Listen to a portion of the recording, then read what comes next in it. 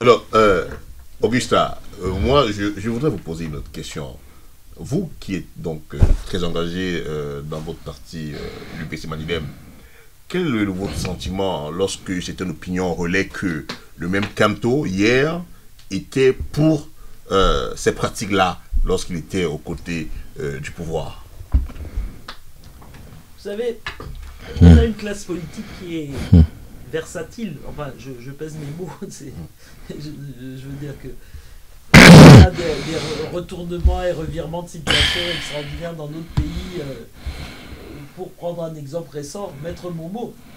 Tout le monde a pu voir ces vidéos.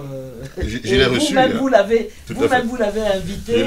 Et on voyait les discours enflammés qu'il faisait contre le régime Biya et à quel point il allait être le guide éclairé de celui qui allait mettre bas ce système, etc. Donc voilà, on est quand même habitué, on est relativement habitué à ces retournements de situation. On en a fait d'ailleurs les frais parce que l'UPC Manidem a été de tous les rassemblements, de toutes les coalitions qui ont pu exister depuis les années 90. Et je peux vous dire qu'on en a vu des vertes et des pas mûres parce que toujours nous, respectueux des engagements pris collectivement, et on se rendait compte que la nuit, quelques-uns allaient chercher des enveloppes à Yaoundé alors que nous pensions continuer à tirer dans le même sens.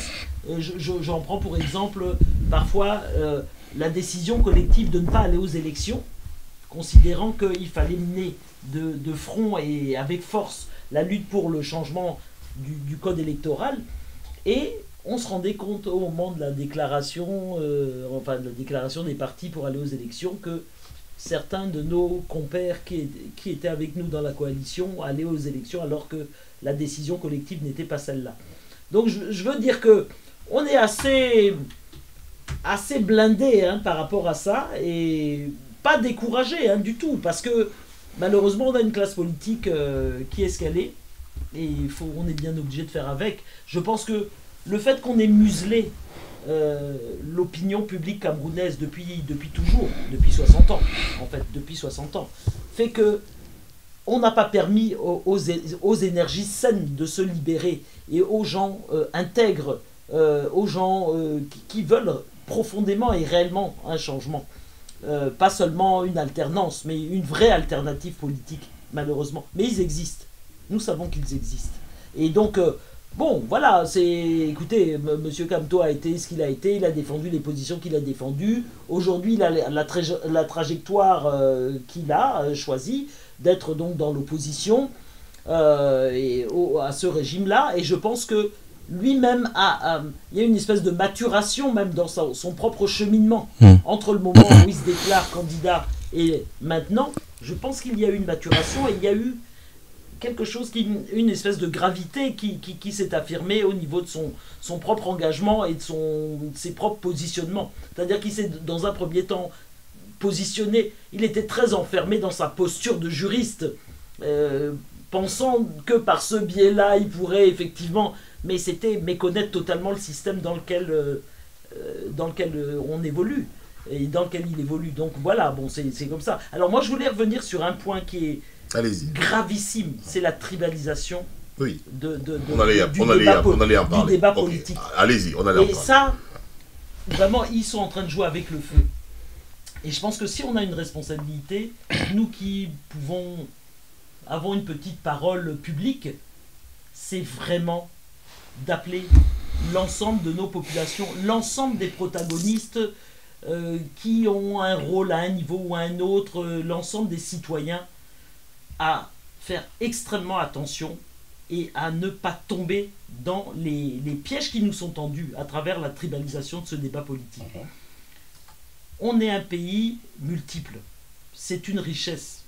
C'est une richesse. Et on vit ensemble, on mange ensemble, on se marie, on a grandi ensemble, on a travaillé ensemble et on continue à le faire. Bref, tout ça est une richesse. Et c'est pas pour rien qu'on appelle le Cameroun la petite Afrique. Et il ne faut pas qu'on se laisse... qu'on soit pris dans ce piège, parce que au niveau de la nomenclature qui tient le pouvoir, eux sont unis. Et quand je dis eux, cette caste-là, elle est de toutes les origines. De toutes les origines. De toutes les origines, vraiment. Des 4 coins du pays, et ils sont comme les 10 doigts de la main. Et eux sont très solidaires les uns des autres. D'ailleurs, on se rend compte que tous ces caciques-là, ils sont là, ils ont 80 ans, 90 ans, ils tiennent même plus debout, etc. Mais ils sont toujours ensemble. Et ils sont de toutes les ethnies, de toutes les régions. Mais ils se soutiennent. Il y a une vraie... Alors là, je vais parler effectivement avec des termes plutôt marxistes, mais il y a une vraie conscience de classe et une vraie solidarité de classe entre eux. Une véritable solidarité de classe. Et rendez-vous compte que les bêtis qui sont au pouvoir, est-ce qu'ils ont développé le centre et le centre et le sud? Est-ce qu'ils l'ont développé? C'est là que les forêts sont les plus ténues. Il n'y a pas de route, il n'y a même pas de piste, il n'y a rien. Alors, moi, j'ai ma camarade Mendomo Elisabeth. Quand en 84 on a arrêté mes camarades, elle était boulou. Elle avait décidé de rentrer dans son village pour faire un petit projet agricole. Elle est rentrée, elle a failli, parce qu'ils avaient considéré qu'elle avait trahi la tribu. Elle a failli se faire découper en morceaux. Elle a failli se faire découper. Elle fait partie de ceux qui ont été le plus torturés quand on a arrêté mes camarades en 85. Parce qu'on considérait que c'est un crime de lèse-majesté qu'elle ait osé être dans l'opposition en tant que boulou. Elle avait trahi la tribu. Donc ne nous y trompons pas. Ces gens-là ne font rien pour leur propre région. Ils ne font rien. Vous pouvez prendre le nord, l'extrême nord, vous pouvez prendre l'est, l'ouest, ils ne font rien. Ils ne font rien à Douala, ils ne font rien à Yaoundé. Même pas capables de tracer de faire construire une autoroute entre Douala et Yaoundé. C'est effarant. Donc ne nous laissons pas berner. Eux sont solidaires les uns des autres et soyons-le. Le peuple doit être solidaire et il ne doit pas se laisser entraîner dans cette guerre Bamileke contre Betty contre Bassa, je ne sais quoi, etc. Second combat, si on est en désaccord avec Kamto, c'est sur le plan politique. Si on est en désaccord avec Libye, c'est sur le plan politique. Si on est en désaccord avec le RDPC, c'est sur le plan politique. Ça n'a rien à voir avec l'ethnie. C'est le projet politique que nous critiquons et avec lequel nous sommes en désaccord ou en accord. Voilà, merci. Donc c'est... Bon. Ok, merci. Alors Abdelaziz, je vous pose la même question et vous posez libre d'embrayer également sur ces aspects de tribalisme de plus en plus montant au Cameroun. Moi, j'ai envie de vous demander qu'est-ce que vous pensez de cette opinion-là qui dit clairement ne pas vouloir se mêler à un quelconque soutien de M. Kamto qui hier disait très clairement on ne discute pas de l'autorité de la chose jugée. Alors, 3 choses. 2011, quand il le disait. Voilà, 3 choses. La première, c'est vraiment sur les principes. Ceux qui ont dit, mais ça c'était bien avant que Voltaire ne le dise, ou que dans la philosophie des Lumières, que je ne suis pas d'accord avec toi, mais je me battrai pour que tu aies le droit de le dire. Barthélemy Boganda avait un parti qui s'appelait le Zokwezo, Tout homme est homme, ou la charte du Mandé au Mali, qui attribuait à l'être humain une valeur sacrée. C'est-à-dire que vous aviez des gens qui n'étaient pas d'accord dans l'Afrique de l'Ouest, mais qui avaient même trouvé des moyens de vivre ensemble, de parenté à plaisanterie, etc., etc. On peut remonter très très loin la question à la fois de l'altérité, de la différence.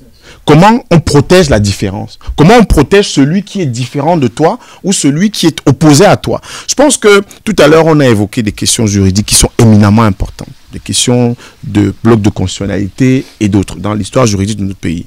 Mais qu'il n'y a pas de droit sans philosophie du droit. Et cette philosophie du droit-là, elle devrait inspirer des jeunes États comme les nôtres pour trouver leur voie. Si vous adhérez à la charte africaine de la démocratie ou la charte africaine des droits de l'homme, évidemment, il y a d'autres conventions internationales beaucoup plus anciennes, ou la déclaration universelle des droits de l'homme. Notre pays, le Cameroun, devait être à l'avant-garde de ces questions, puisque l'Union africaine, pour crédibiliser son discours, a besoin que dans les États, les instruments juridiques qui sont élaborés à Addis Abeba puissent avoir cours dans la vie, que ce soit effectif. Mais ce n'est pas encore le cas, puisqu'elle nous a précisé encore une définition de la dictature. Donc, en lien avec Maurice Kamto, je ne sais pas pourquoi il y a ce débat-là. Maurice Kamto, on n'est pas obligé d'être d'accord avec Maurice Kamto. Maurice Kamto a un parti politique qui s'appelle le MRC, tout autant que Libye, Joshua aussi et d'autres. Mais est-ce que si demain, il y a une interpellation de Cabral Libye par voie de fait ou par le fait de ses exactions, de ce déni du droit, on va pas se lever, on va se lever comme un seul homme pour déclarer que nous sommes opposés à ce que Cabral Libye, Joshua Oshi ou tout autre Camerounais soit interpellé sans cause et sans raison. Voilà le fond du problème. Et quand on en vient à ne pas assumer, parce que le problème, pour switcher sur la question du tribalisme, c'est qu'il y a une négation obsessionnelle de la part de l'État du Cameroun, de façon traditionnelle, de la question du tribalisme.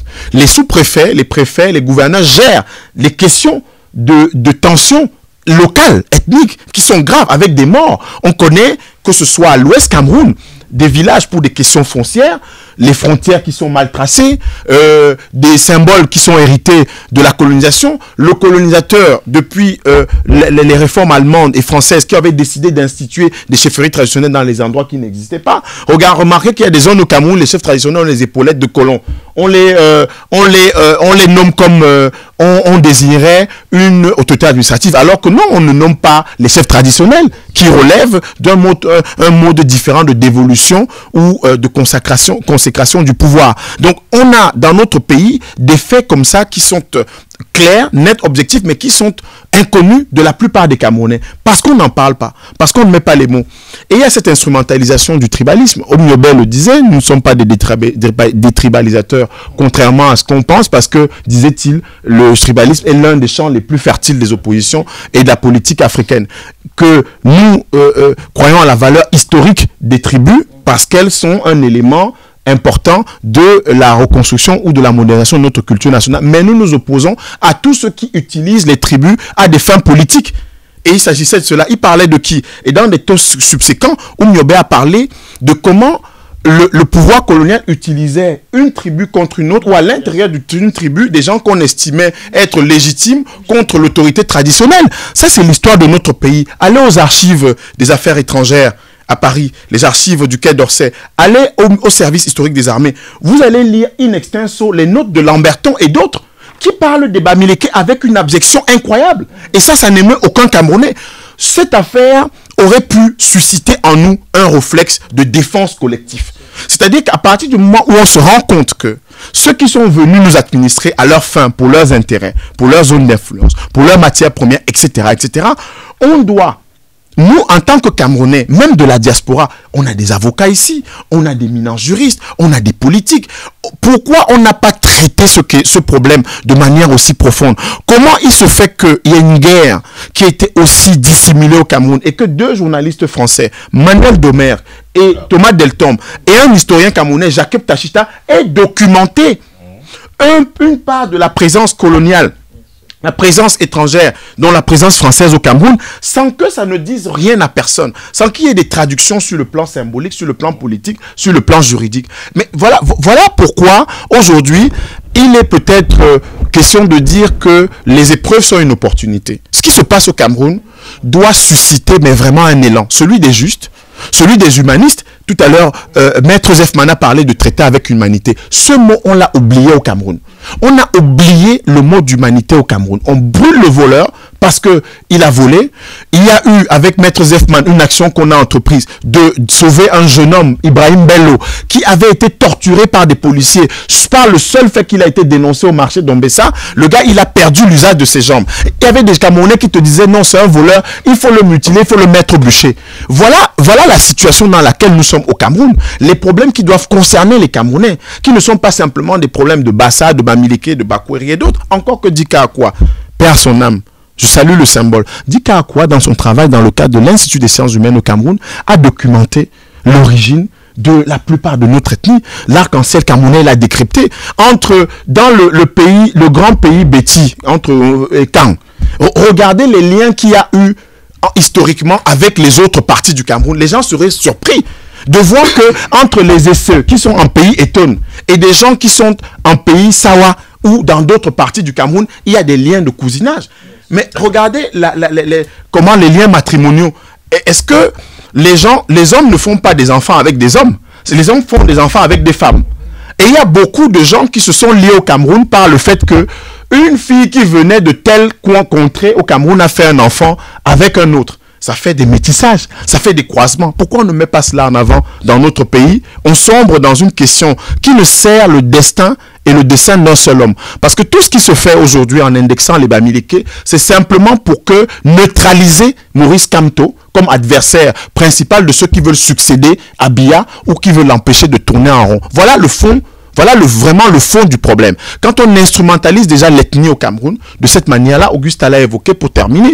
Mbomon Djoya Ibrahim, qui est le roi des Bamoun, membre du bureau politique du RDPC, Nyan Difendi, qui est Banganté d'Undé, Amadou Ali, qui est de l'extrême nord, Philemon Yang, qui est du nord-ouest, Jacques Famendongo, qui est du sud, Laurent Esso, ils sont liés par quoi? Ils sont liés par l'appartenance au même parti politique. Mbela et Mvondo Ayolo, comme on le dit souvent, qui sont à couteau tiré, mais qui ne se fréquenteraient pas, qui n'iraient pas en vacances ensemble. Ils sont aux côtés du chef de l'État, alors qu'ils sont d'ethnies différentes et ils sont opposés, mais en tout, mais ils ont des intérêts communs. Ils préservent leur pouvoir. Mais quand il s'agit d'indexer un adversaire politique, eh bien, on utilise le prisme tribal. Je rappelle que celui qui gagne à 100% au Cameroun dans son village, c'est Paul Biya. Il n'y a pas un seul autre homme politique au Cameroun qui gagne à 100% dans son village. La preuve, c'est que à Baham, Maurice Kamto n'a pas gagné à Baham. La preuve, c'est que dans l'Ouest Cameroun, qui est sa région d'origine, il n'a pas gagné. Et que ceux qui ont été mobilisés dans l'Ouest Cameroun l'ont été faits sur une base pernicieuse tribale. Parce que la subtilité du tribalisme au Cameroun, du tribalisme d'État, je vais vous étonner, ce n'est pas que les gens soient d'origine différente dans le RDPC, c'est que précisément dans le RDPC, on utilise l'argument ethnique.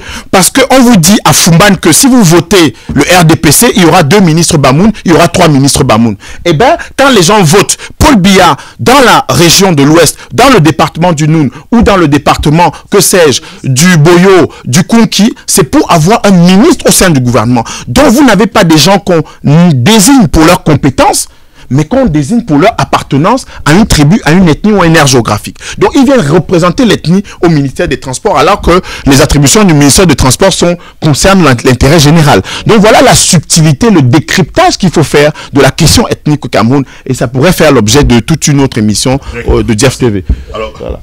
Maître, je suppose que vous voulez également embrayer dans cette question ethnique, mais si vous me permettez, je voudrais quand même vous demander, vous qui êtes donc avocate, si vous ne pensez pas qu'à un moment donné, force revient à l'État de restaurer l'ordre lorsqu'il y a effectivement ces événements qui, d'après l'État, participent d'une insurrection dans le pays. Je vais répondre à la question, mais je voudrais revenir à cette petite phrase que l'on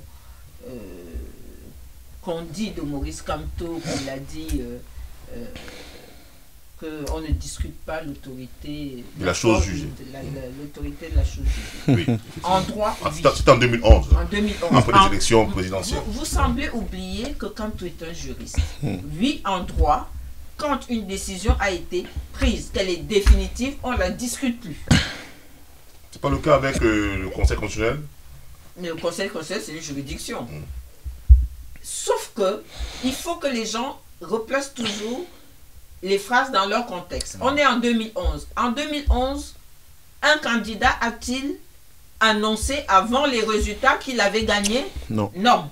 Un candidat a-t-il fait un recours? Non. Ce qui n'est pas le cas de Maurice Kamto. Donc, il ne faut pas qu'on ressorte cette phrase qui n'est plus valable dans le contexte de 2018 où, avant la proclamation des résultats, il dit « j'ai gagné ». Il va devant le Conseil constitutionnel pour la contester. Il est donc dans sa logique de contester. Mais c'est pour ça que je dis que les Camerounais ont perdu l'art de la discussion. Alors que sous Ahidjo, l'expression était difficile, mais il y avait un art de la discussion quand les Camerounais discutaient. Là, aujourd'hui, les Camerounais discutent autour de la périphérie, jamais dans le dur, voilà. Jamais dans le fond. Moi, je vous demande d'aller un peu plus en profondeur de ce que vous venez de nous expliquer. Parce que je voudrais également comprendre, et je suppose que les auditeurs qui nous suivent et les téléspectateurs qui nous suivent également veulent comprendre. Nous pensions que, une fois le Conseil constitutionnel, contestable ou non, a déclaré vainqueur le candidat Paul Biya, Maurice Kamto devrait... Mais avant que le Conseil constitutionnel déclare Biya vainqueur, Kamto s'était déjà déclaré vainqueur. Mais oui, après il faut un juge. Et le juge, c'est qui? Alors...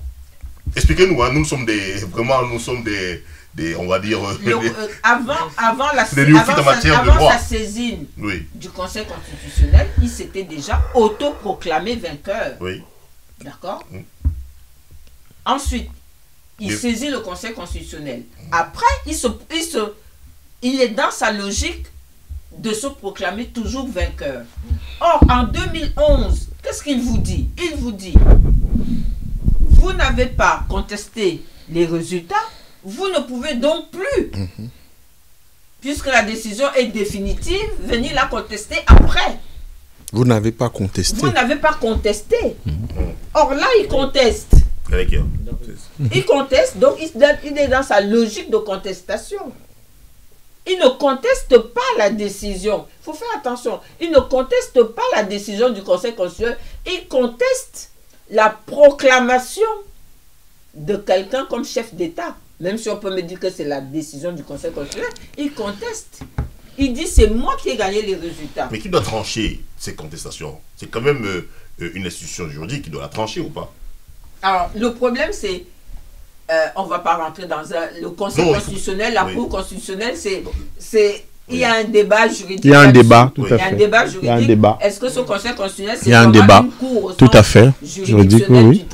Puisque le Cameroun a choisi conseil, à la différence du Gabon qui a une cour constitutionnelle et d'autres pays, le Bénin. Il faut toujours replacer les phrases dans leur contexte. Il faut replacer. Et d'ailleurs, Akere Mouna va apporter de l'eau au moulin quand il dit que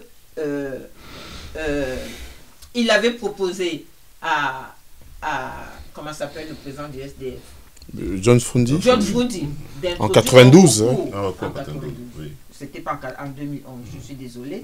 C'était en 2011. Donc, tout ce que Kamto veut dire, c'est que tant que vous n'avez pas fait de recours, la décision tombe, vous ne pouvez plus la discuter. C'est du droit. Le problème de nous, juristes, c'est qu'on est froid dans l'analyse. Mais vous, on amène à Kamto une analyse juridique qu'il a faite, on l'oppose à une attitude politique qu'il a. Tout à fait. Là, Kamto n'a pas une attitude de juriste, là, il a une et l'analyse que Augustin a faite est très bien. Parce que Kamto, au début de sa campagne, c'était le juriste international. Et il s'est affiné, il a compris que la femme du fin fond du village ne sait pas ce que c'est qu'un juriste international. Oui. Et puis là, il est homme politique. Il est homme politique. Donc, il a eu une attitude politique en disant c'est moi qui ai gagné les élections, il n'a pas eu une attitude de juriste. Je pense, si mes souvenirs sont bons, Kamto n'a jamais fait de commentaires sur la décision du Conseil constitutionnel. Il a une attitude politique. D'accord. Donc sur la force qui devrait revenir à l'État. Alors, le rôle de l'État, c'est de protéger les personnes et les biens. C'est d'assurer à ses citoyens une protection. Alors, le seul problème au Cameroun, c'est que la notion d'ordre public est dévoyée. Elle est à toutes les sources. Or, cette notion d'ordre public, parce qu'il y a une toute puissance publique au Cameroun qui est concentrée dans les mains d'une oligarchie, qu'on fait de cette notion ce que l'on veut. Cela ne veut pas dire. Nous avons hérité d'un régime présidentialiste, comme la France. Cela ne, comme disait Abdelaziz tout à l'heure, Macron peut bien dire que, écoutez, moi, les gilets jaunes, j'en ai ras-le-bol, vous m'arrêtez tout ça. Mais il ne peut pas le faire parce qu'il sait qu'il y a des garde-fous. Oui, c'est ça. Or, ces mêmes garde-fous, le Cameroun les a. Qui sont la loi, qui sont la constitution, qui sont les traités internationaux qu'il a signé puis ratifié, donc il rentre dans son ordonnancement juridique interne. Or, quand l'État est le premier à violer les textes, il lui sera difficile de protéger. Et quand l'État ne peut plus protéger, on aboutit à la justice populaire et on aboutit à un désamour de l'État, une perte de l'autorité de l'État et à des actions comme celle-là. Ok. D'accord, merci. Oui, Augustin, vous voulez dire quelque chose avant que je pose la question? Ce que me... Félicité. Oui, non, je cherchais pas ton prénom. Je voulais dire que ce que m'évoque le développement de ma soeur Félicité, c'est le fait que ces institutions le problème qu'on a au Cameroun, c'est que je pense que ces institutions sont totalement illégitimes. Totalement illégitimes. Parce que non représentatives, parce que partisanes. Et l'Assemblée nationale, le Sénat, la Cour constitutionnelle, la justice, la CONAC. Imaginez-vous qu'on a une CONAC, Commission nationale anticorruption. Quand on connaît, prenons l'exemple de la Cannes, combien de milliards? 3000. Combien de milliards? De surfacturation, etc. Combien de milliards? Et on a tous les jours des exemples de chantiers pour lesquels on est censé avoir livré l'école, le stade, le bâtiment qui devait être construit. Et dans les faits, il n'y a rien. L'argent a été détourné. Hein? Et donc, je veux dire que toutes ces institutions sont totalement illégitimes. Donc, effectivement, c'est ça qui donne l'illusion qu'on n'est pas en dictature. Parce que on a une espèce de décor factice, totalement factice, avec une presse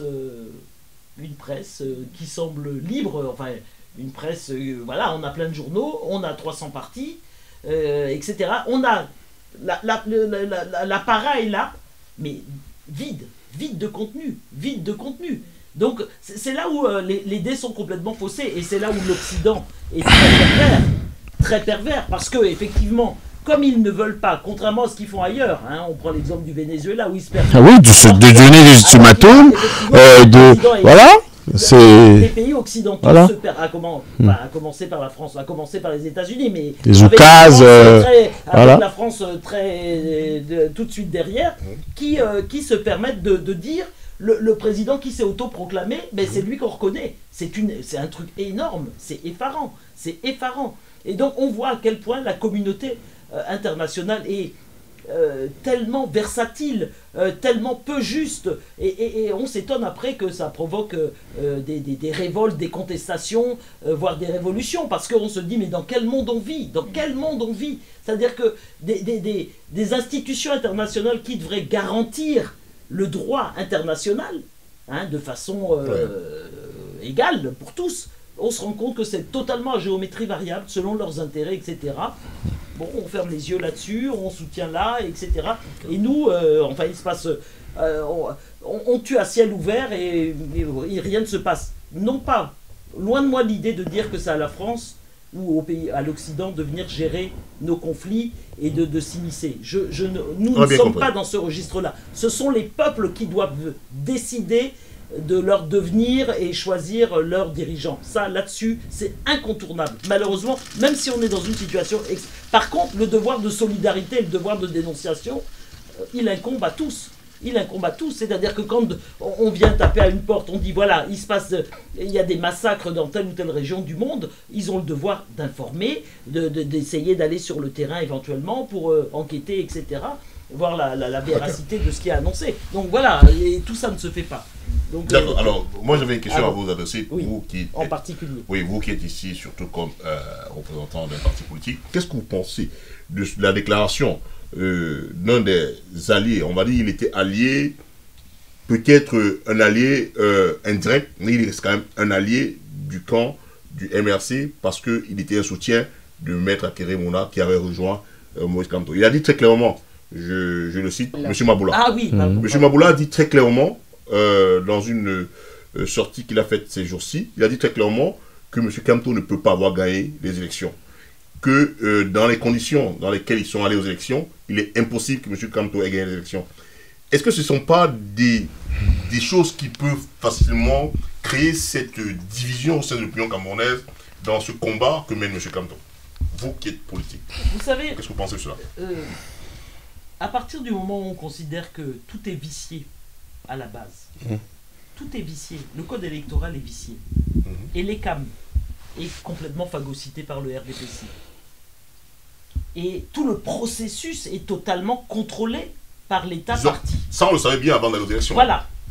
À partir de là, et donc ça pose le problème de est-ce qu'on y va dans ces conditions-là? Est-ce qu'on n'aurait pas intérêt à se coaliser tous ceux qui veulent des élections transparentes, libres, à se coaliser pour exiger, imposer de toutes les manières, en tout cas à travers des marches pacifiques, à travers des actions communes, etc., en ne se présentant pas aux élections, mais tous, de façon unanime, parce que nous souhaitons, si effectivement on est dans l'hypothèse où nous souhaitons tous des élections transparentes, je suis dans cette hypothèse-là, c'est pas sûr que tout le monde le souhaite. Oui. Hein, bon, voilà, c'est ça le problème. De toute façon, c'est pas ça, le voilà. cas en face. Et donc, si on était dans cette perspective et dans cette hypothèse-là, évidemment, on mènerait ce combat-là. Parce que c'est l'un des premiers combats à mener, si on veut réellement renverser la vapeur. Bon, et à partir du moment où on y va dans ces conditions-là, tout est faussé. Qu'est-ce qui me permet de dire que tel a gagné plutôt que tel autre? Une chose est sûre, c'est qu'aucun parti, à part certainement le RDPC, dont on sait que, de toute façon, il tripatouille systématiquement les résultats, aucun parti n'avait des scrutateurs dans les 25 000, un peu plus de 25 000 bureaux de vote. Aucun. C'est ce que dit également Aucun. M. Donc, Maboula. sur quelle base on va dire c'est moi qui ai gagné? Comment je peux dire que j'ai gagné? J'ai pas des scrutateurs partout. Et si tant est que j'en ai, évidemment ils ont bidouillé, même là où j'en avais, bon les résultats ont parfois été inversés, etc. Bon, mais ce que je veux dire c'est que de toute façon, à la base, les résultats qui nous sont donnés à voir et dont on prend connaissance, sont viciés. Parce que le processus est vicié, parce que les résultats sont viciés, parce que les élections ne sont pas transparentes. Donc ça pose problème. Et c'est sur cette base-là que nous on dit comment quelqu'un peut considérer que c'est lui qui a gagné. Moi je ne sais pas sur quelle base. Certes, il a dû gagner dans un certain nombre d'endroits, ça c'est évident. Mais après, dans quelle proportion, c'est difficile à dire. Et ça c'est la première chose. La deuxième chose, c'est que dans le contexte du Cameroun d'aujourd'hui, très franchement, ce qu'il nous faut réclamer, ça nous on le martèle depuis le début, c'est la transition politique. Et la transition politique ne peut pas passer par une seule force politique. Celui bien malin, celui qui peut penser qu'à lui tout seul, il va pouvoir apporter le changement que souhaitent les Camerounais aujourd'hui. Bien malin, vraiment. Et moi je dis, aucune force politique seule n'y arrivera. Il faut une coalition sur des bases claires qu'on construit ensemble. Et c'est sur ces bases-là, sur cette base-là que on arrivera à véritablement... et c'est pour ça que nous, d'emblée, on était contre le fait de dire, voilà, on s'aligne derrière... D'abord, après, il faut même analyser la consistance des programmes politiques, ça c'est encore autre chose. Mais ce que je veux dire, c'est que nous, on pense que c'est la transition politique qu'il faut exiger. Et en même temps qu'on exige cette transition politique, ça ne peut pas se faire dans un pays qui est, comment dirais-je, dans une situation de séparation pratiquement, en tout cas de guerre civile. Ça, c'est pas possible. Donc ça veut dire qu'en même temps qu'on demande la transition politique, alors de deux choses l'une, soit le dialogue inclusif, on arrive à l'obtenir sous Biya, ce qui m'étonnerait fort, soit le combat qu'on doit mener aujourd'hui, c'est la transition politique. Et de toutes les manières, il faut imposer. Parce que ce pays va à la dérive entre les massacres qui ont lieu au nord-ouest, sud-ouest, qui continuent tous les jours des exactions, qui commencent à s'étendre maintenant au reste du pays. Parce que quoi qu'on en dise, les marches là qu'on est en train de réprimer avec cette force-là, bon, vers où on va et dans les conditions qu'on sait. Des gens qu'on vient de traîner de leur lit d'hôpitaux, des gens qui sont obligés de se cacher, etc. C'est pas possible. Bon bref, donc, on est en train d'aller à la dérive. Et cette tribalisation, on est en train d'emmener notre pays à la dérive. Donc il faut dire stop. Donc il faut que tout le peuple camerounais qui veut réellement ce changement-là se mobilise pour obtenir cette transition politique. Moi, je pense que c'est la seule alternative. Et là-dedans, il y a la question des libertés publiques. Parce que si on n'a pas les libertés publiques et si on se fait arrêter dès qu'on se réunit à trois, même on se réunit chez ma soeur Félicité, on se réunit chez elle, mais on vient quand même nous arrêter et en considérant que on est dans la rébellion et qu'on est en train de menacer l'État, etc.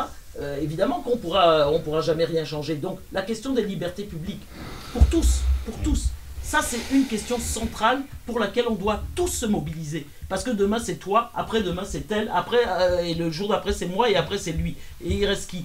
Donc voilà, il faut qu'on trouve des axes qui nous concernent tous et sur lesquels on arrive à sensibiliser, à mobiliser l'ensemble, la grande majorité des Camerounais. Alors Abdelaziz, Oui. est-ce que vous pensez que cette coalition est suffisamment aujourd'hui réunie ou acquise avec l'homme Moïse Kamto? Sur la question de l'élection qui est passée au Cameroun, j'avais une position qui n'a pas beaucoup changé. Pour moi, cette élection allait être un match de classement pour les forces politiques qui se présentaient.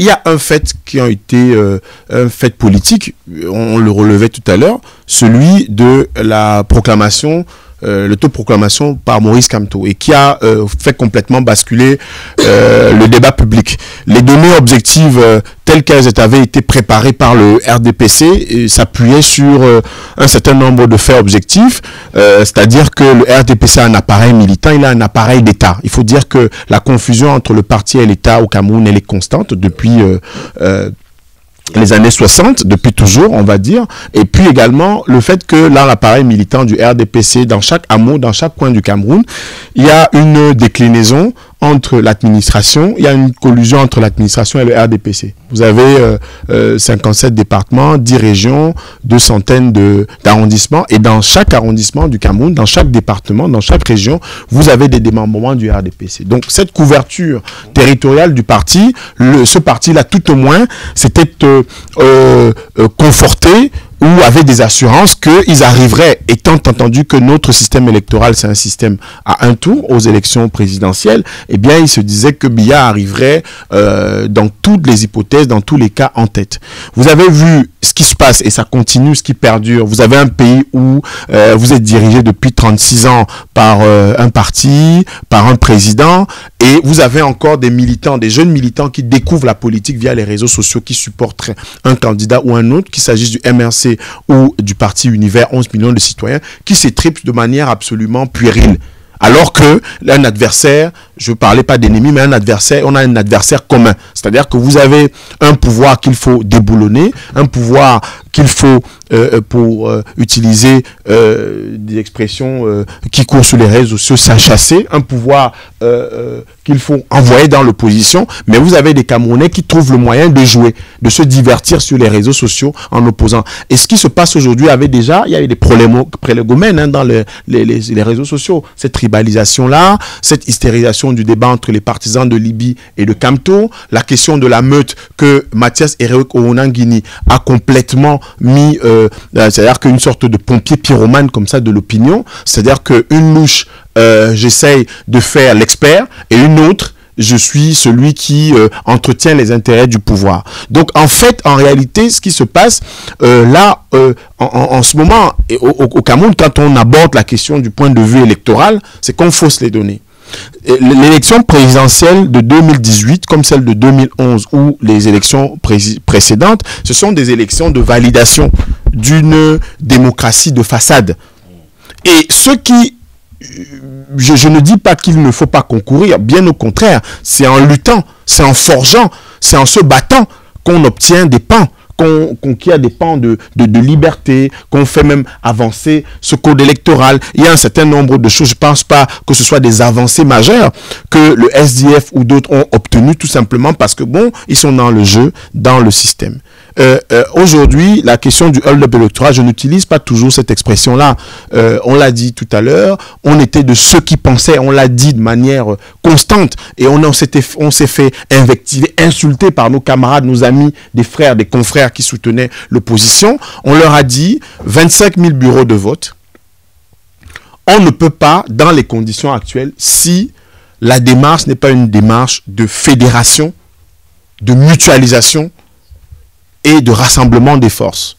À un moment, les gens ont été très présomptueux et très prétentieux, comme ça se passe souvent au Cameroun. Vous avez des gens, tout simplement parce qu'il a déclaré sa candidature et qu'il a 100 000 personnes qui le suivent sur les réseaux sociaux, commencent à être des sortes de pachas, comme ça, de l'opinion publique, des sortes de tsars, comme ça, qui estiment qu'ils n'ont rien à cirer. Ils n'ont rien à cirer, ni des conseils, ni de ceux qui peuvent apporter un regard avisé sur la question de la transition au Cameroun, comme Augusta le disait. Donc, en fait, ce qu'il faudrait maintenant, c'est que ce qui n'a pas été fait à la présidentielle, que les partis politiques, ceux qui se réclament de l'opposition véritable, puissent déjà s'asseoir.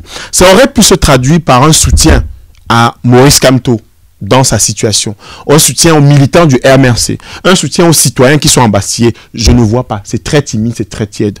J'observe que M. Cabral Libya a fait un communiqué après avoir fait de manière sibylline tenu un propos équivoque sur sa page Facebook en disant qu'il ne parle pas de choses qu'il ne sait pas. Je profite de cette tribune qui m'est offerte sur le plateau de Diaf TV pour mettre en garde un certain nombre de personnes dans notre classe politique sur le fait de ne pas jouer avec les Camerounais.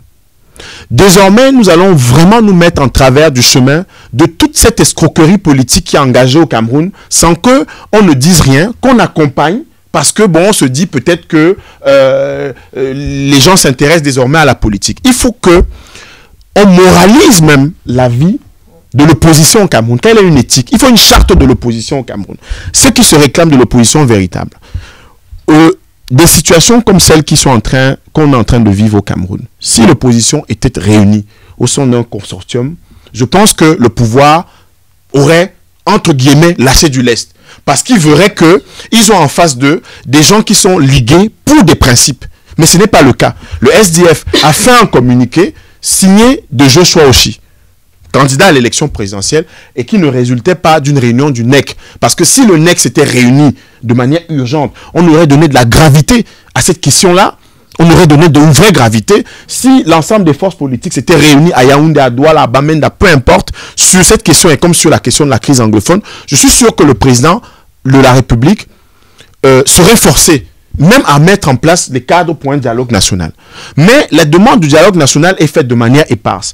La demande de transition politique, parce que la transition politique ne signifie pas qu'on va exclure un camp ou un autre. C'est que dans notre pays, on va remettre à plat, remettre les bases d'un Cameroun nouveau, d'un Cameroun nouveau, le projeter.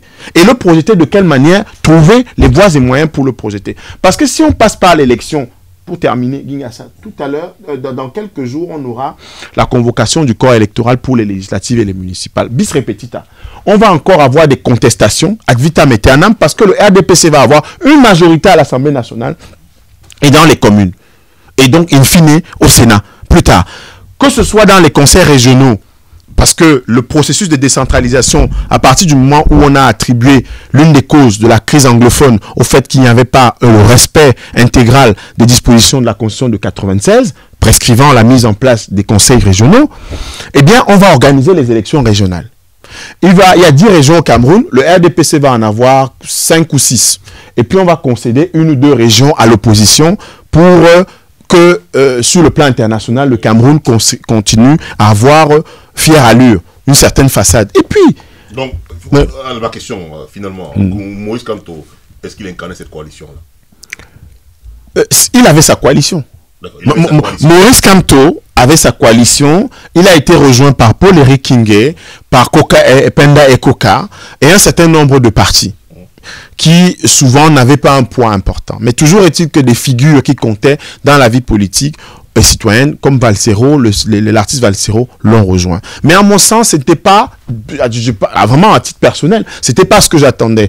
Peut-être que c'est utopique de le dire, mais c'est que si l'opposition n'a pas des forces réunies autour d'une table, où on se parle les yeux dans les yeux, où on n'a pas des anecdotes à la con, en nous disant que Cabral Libi et d'autres ont essayé de rencontrer Kamto, on m'a méprisé parce que j'étais jeune, c'est de la foutaise. On se moque des Camerounais. Et moi, je ne veux plus entendre ce genre de choses, ce genre de conneries dans le débat public. Le Cameroun n'est pas un jouet. Le Cameroun n'appartient ni à Libye, ni à Kamto, ni à quelqu'un d'autre. Quand on veut parler du Cameroun, on parle de sérieux. Les histoires de « on l'a vu, il m'a traité de jeune, l'autre ne veut pas, Kamto est plus puissant », ça, c'est ce qui est en train de plomber et qui est en train de gâcher les chances de pouvoir imposer au pouvoir de Yaoundé des forces alternatives ou des forces d'alternance. Donc je pense que à ce niveau-là, je ne sais pas si je me fais très bien comprendre. Moi, je ne suis pas là pour valider la stratégie qui avait été adoptée par Maurice Kamto ou un autre, mais je dis que les conditions dans lesquelles ça s'est déroulé ne correspondent pas toujours et tout à fait à ce que je pensais comme étant la mise en perspective de ce Cameroun nouveau. Non, je voulais juste dire par rapport à ce que disait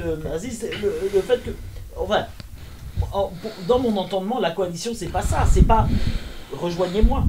C'est pas vous venez sur mon nom et mon programme, on construit ensemble et on se met d'accord ensemble sur qu'est-ce qu'on va porter. C'est ce qu'on a eu en 2004, c'est ça? Donc, oui, c'est ça, il y a eu d'autres périodes où on a tenté de faire ça, effectivement, et non, surtout en 92. En 92, parce que là, effectivement... L'Union pour le changement. Voilà. Effectivement, en 92, on a tous porté... Voilà. Il y a eu un processus. Il y a un processus qui a amené à l'Union pour le changement. Un processus, une démarche. Une démarche. dans le staff de campagne de Froundi à l'époque. Et on n'était pas les seuls, bien évidemment. Mais je veux dire que là, il y avait une construction collective. D'accord. Je vais poser deux questions, moi, parce que là, vous avez développé un certain nombre d'aspects. Finalement, il y a de vos aspects, de vos développements, une question, et puis il y avait une première que je voulais poser également à Maître Félicité. Maître, donc vous avez soutenu la candidature d'Akerémouna. Je disais tantôt qu'un de ses alliés de poids, M. Maboula, Mel Yabassi, a clairement dit que Kamto n'a pas gagné ces élections. Déjà, je voulais savoir ce que vous en pensez. Ensuite, je vais également savoir ce que vous pensez de ce qui est dit par les autres panélistes, notamment que l'absence de coalition aujourd'hui est assez négative pour l'union des Camerounais contre le régime qu'ils veulent voir partir. Alors, je vais en quelques mots répondre à cette question.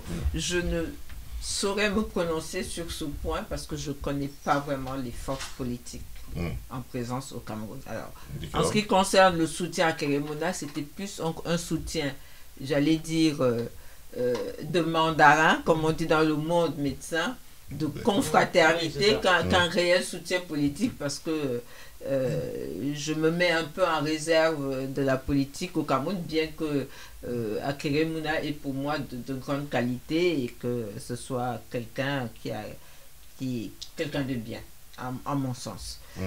Maintenant, je pense que moi, je suis avocat, je suis juriste et j'ai toujours dénoncé, et rien, je dis bien rien ne m'empêchera, en ce qui concerne le Cameroun, de dénoncer les violations qui y sont commises. Les violations des principes de droit, des droits de l'homme, des droits de la défense qui sont perpétuellement en cours dans ce pays. Rien et personne ne m'y empêchera. Donc moi, je marque mon soutien mais total à mes trois confrères. Tassa, les Bachem, je crois, et Kamto. Kamto en tant qu'avocat, pas en tant qu'homme politique. Et je demande, mais très solennellement, aux confrères du Cameroun, d'arrêter ce double langage qu'ils ont. Et je voudrais leur prendre l'exemple d'une belle solidarité confraternelle qui a eu lieu au Burkina Faso et en Afrique de l'Ouest, lorsque le bâtonnier Mamadou Traoré a été mis en examen et placé en détention pour complicité au dernier coup d'État. Tous les avocats burkinabés, tous les avocats de l'Afrique de l'Ouest, sans chercher à savoir s'il y avait fait, comme un seul homme se sont levés, sont venus à Ouaga et ont demandé qu'il soit libéré, qu'il bénéficie d'une libération conditionnelle. Et je peux vous dire qu'à chaque procès du bâtonnier Mamadou Traoré, tous les avocats sont là. Mais qu'est-ce qui empêche? On s'en fout que oui, Kamto, non, ou que ceci, ou qu'il soit du MRC. Non, ce sont des violations. Et comme disait Augustin tout à l'heure, ça peut arriver à tout le monde. Et je dis que demain, ça soit Famé Ndongo qui subissent des violations, je le défendrai et je les dénoncerai. Que ce soit le président Paul Biya lui-même qui subit ces violations, je le défendrai et je les dénoncerai parce que c'est mon rôle d'avocat. La politique, je n'en ai plus parce que je ne sais même pas s'il y a de la vraie politique au Cameroun.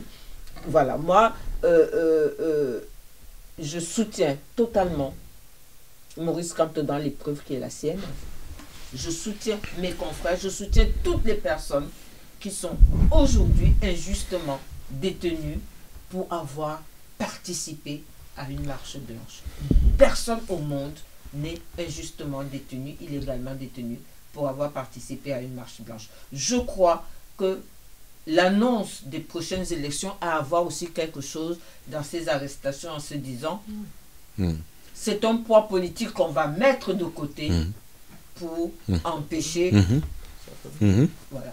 Donc, il faut qu'on arrête cela. Il faut que les Camerounais soient un peu plus clairvoyants dans leur façon de voir le pays, dans leur façon de réfléchir, parce que l'État est en train d'instrumentaliser beaucoup de choses. Et si les Camerounais ne sont pas clairvoyants, eh bien, comme disait un ministre assez célèbre, ils vont se retrouver dans le pays de si je savais. Alors, Augustin. Augusta, elle dit soutenir en tant que juriste, avocat, et vous, en tant que politique, vous pensez que c'est la même démarche qui doit être faite à l'égard de M. Kamto? Mais bien sûr, parce que sur le plan politique, on constate quand même des divergences de point de vue. Mais bien entendu, non, il y a des divergences, mais ça c'est évident. Mais ceci dit, non, nous on a toujours réclamé effectivement la fin de l'arbitraire, et M. Kamto doit être libéré immédiatement. Célestin Djamène immédiatement. Toutes les personnes arrêtées doivent être du MRC ou pas du MRC, doivent être immédiatement libérées parce qu'elles sont arbitrairement détenues. Et au-delà de ça, ce que je voudrais ajouter... On a vu votre communiqué, le communiqué de l'UPC Manidem sur ces questions-là. Non, là-dessus, nous, on est très clair. On est très clair. Même notre bourreau à l'époque, à Idjo, on a demandé que sa dépouille puisse revenir au Cameroun.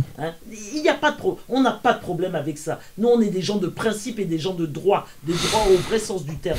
Et je voulais dire que les 2000 personnes qui croupissent dans les geôles du pouvoir de Biya doivent être libérés du nord-ouest sud-ouest. C'est 2000 personnes. J'entendais la secrétaire exécutive du REDAC, Maximilienne Gombe, qui parlait des procès auxquels elle a assisté, des enfants qui avaient 16, 17, 18 ans, face auxquels on prononçait des condamnations qu'ils ne comprenaient même pas, parce qu'ils ne parlent que pidgin, même pas l'anglais véritablement, le pidgin. Et on était en train de prononcer leur condamnation à des années et des années de prison en français. Et les gamins ne comprenaient même pas ce qui leur arrivait. Certains avaient participé aux manifestations fin 2016, d'autres même pas. Ils se trouvaient sur le bord de la route et ils croupissent encore en prison. Ils doivent être libérés, tous sans exception, vraiment. Et je rappellerai pour finir que, n'oublions pas, quoi qu'on pense de l'action et de leur discours, 60 personnes, 60 militants ont été enlevés au Nigeria. Ma sœur, c'est une femme de loi. 60 personnes qui avaient le statut, alors au motif qu'ils réclamaient la séparation d'avec le reste du Cameroun, donc les ambazoniens comme on les appelle, enlevés alors ils avaient le statut de réfugiés politiques ou ils étaient en attente de statut de réfugiés politiques. Mais c'est une aberration. Même sur le plan international, ça aurait dû faire un scandale à l'échelle internationale. On en a à peine parlé. Et ces gens-là croupissent et vont passer devant un tribunal militaire et risquent même la peine de mort.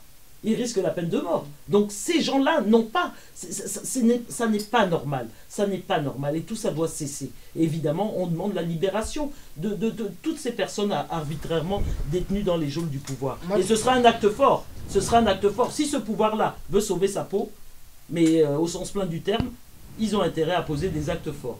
Moi, je voudrais appuyer l'appel d'Augusta pour dire qu'il y a trop de crispation dans ce pays aujourd'hui. Et il faudrait que toutes les personnes qui sont détenues pour leurs opinions politiques ou sous le fallacieux prétexte de l'opération Épervier, que toutes les personnes qui ont été arrêtées le 27 janvier, tous les anglophones soient libérés sans condition et que les Camerounais se mettent autour d'une table.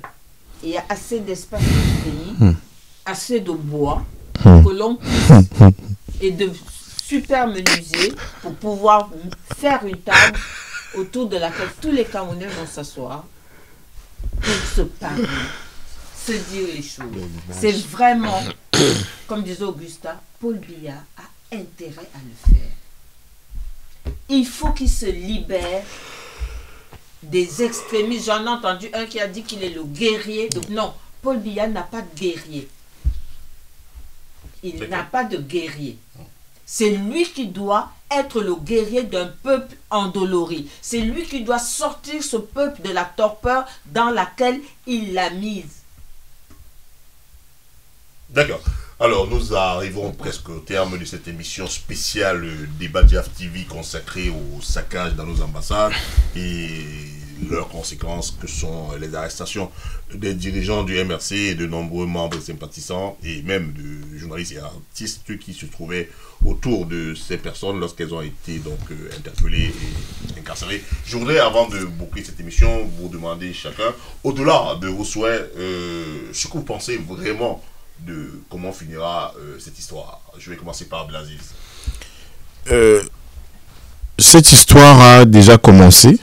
Et parce que quand on demande comment elle va finir, elle a commencé, elle est très grave. Parce que demander, se projeter, je ne sais pas à quel horizon, elle est déjà très grave. Ce qui se passe est déjà très grave. Il y a un front contre Boko Haram dans l'extrême nord. Il y a un front à la frontière est du Cameroun. Il y a l'Adamawa, où le ministre a prononcé une fois encore des propos malencontreux et malheureux, parce que le ministre Atankandi est coutumier du fait. On vit une crise dans le nord-ouest, sud-ouest, autre front, à cause aussi de ces pyromanes qui n'ont fait que mettre le feu. Le ministre Laurent Esso a tenu des propos d'une arrogance à nul autre pareil devant des confrères anglophones. Le ministre Atankandi n'en a pas fait moins. On n'en avait pas besoin. Quand vous êtes des serviteurs de l'État, on appelle ça l'humilité. On voit des pays, la Suède, le Danemark, la Norvège, il y a des ministres de très grande qualité là-bas. Des ministres de haut vol, des gens bien formés. Mais regardez comment ils sont humbles. Et ils sont les premiers pays développés dans ce monde. Dans les indices de développement humain, c'est le Danemark, c'est la Norvège, c'est l'Islande. Vous croyez qu'il n'y a pas de ministre là-bas? Vous croyez pas qu'il y a des gens qui ont la trempe d'Atankandi ou les gens qui ont la trempe de Laurent Esso là-bas? Vous croyez qu'il n'y a pas de ministre d'État dans ces pays-là? Pourquoi la fonction ministérielle au Cameroun doit être celle de turiféraire, celle de larbin, celle de gens qui s'enrichissent, celle de gens qui sont arrogants avec le peuple, celle des gens qui sont des demi-dieux, qui sont issus de lui-même de Dieu, d'un créateur supposé? Donc, le problème, c'est que on va se projeter, faire des plans sur la comète alors que c'est déjà grave. Que font des jeunes étudiants, des jeunes Camerounais supposés appartenir au MRC en prison? Que fait le leader du MRC en prison?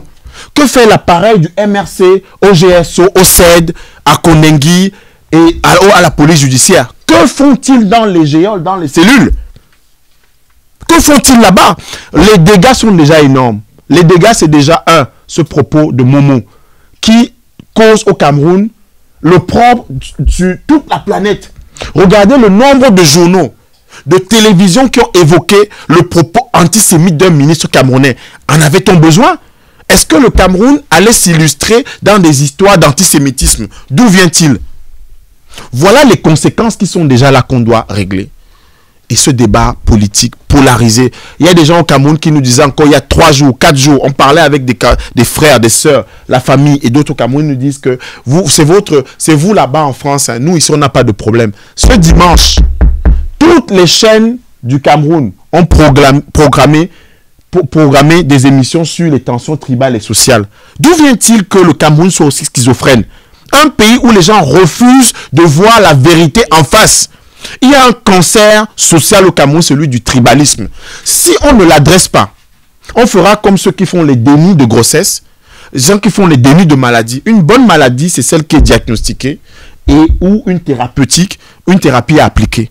Et la thérapie, c'est aussi, on l'a redit, je ne le redirai jamais assez, on a évoqué sur ce plateau.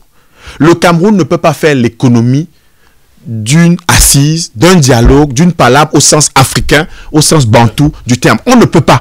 C'est-à-dire que si les militants, si l'appareil dirigeant du MRC n'est pas libéré, eh bien, ils seront en prison, comme Ayoub Tabé, comme William Tasson, et ceux qui sont devant le tribunal militaire, qui ont récusé leur nationalité camerounaise, par stratégie de défense, c'est vrai, et les exactions qui continuent dans le nord-ouest, sud-ouest, parce que l'arrestation d'Ayoub Sisikou Tabé n'ont pas stoppé la barbarie, l'horreur dans le nord-ouest, sud-ouest.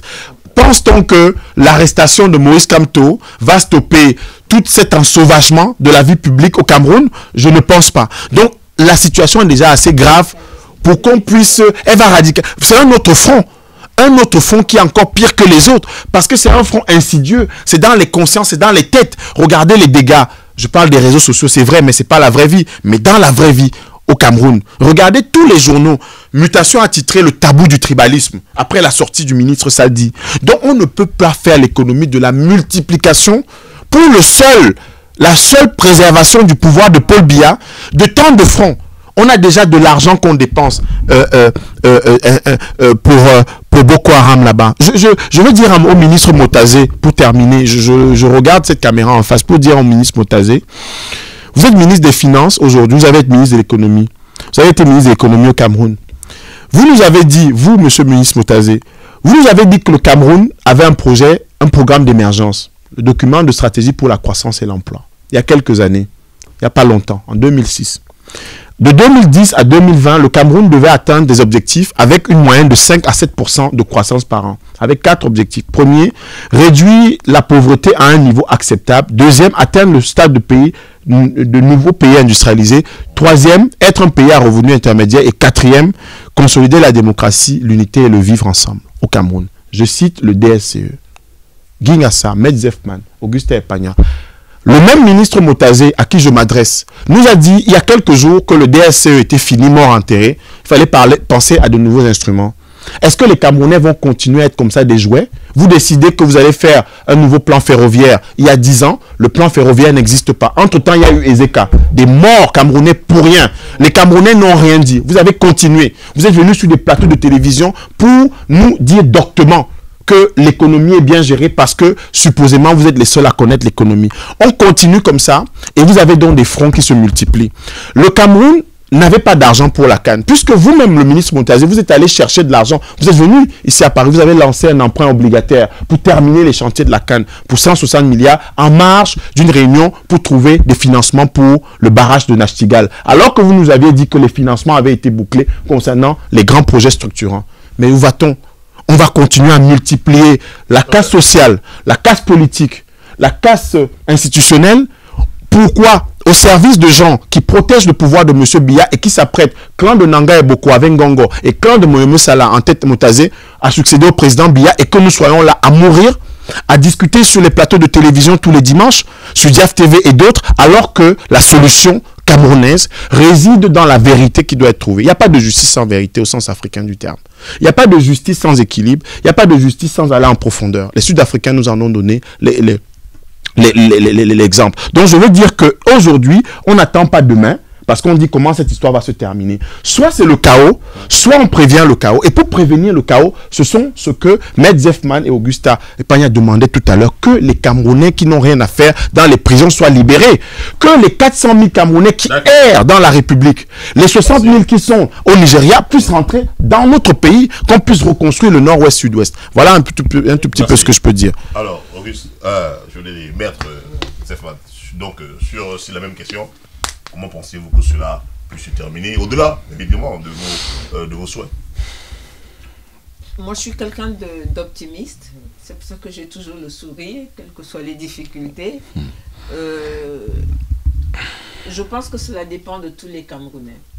Et comme disait Aziz, il faut qu'on arrête la langue de bois. Il faut qu'on arrête la complaisance. Il faut qu'on arrête de mettre la poussière sous le tapis. Il est temps de dire les choses et surtout de les nommer.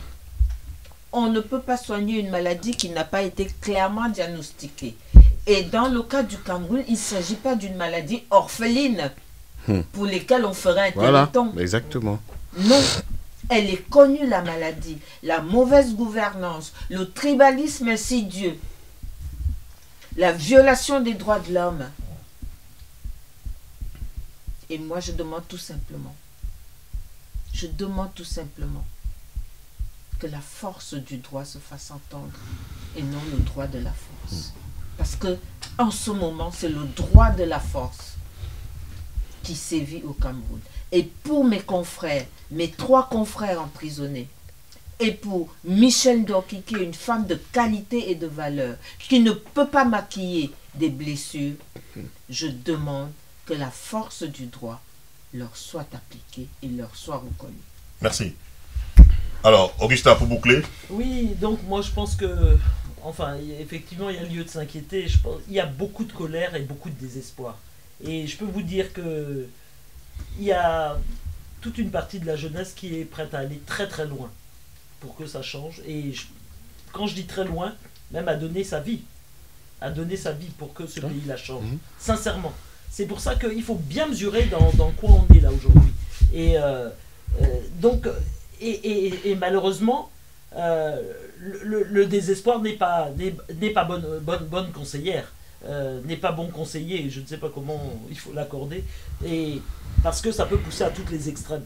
Ça peut pousser à toutes les extrêmes et à toutes les radicalisations parfois sur des bases qui ne sont pas celles que nous avons énoncées ici. Il y a des milliers de Camerounais qui meurent en mer tous les jours, dans le désert, qui se trouvent en Libye, un pays comme le Cameroun. On en a plein, et qui sont ici sans papier, dans tous les pays occidentaux, sans papier, sans espoir, etc. Et qui sont prêts à tout. Donc je pense que c'est vraiment la mobilisation des compatriotes qui acculera ce pouvoir à prendre les mesures que nous avons énoncées ici. Donc il faut qu'on se mobilise pour le bien commun, pour le devenir de notre pays.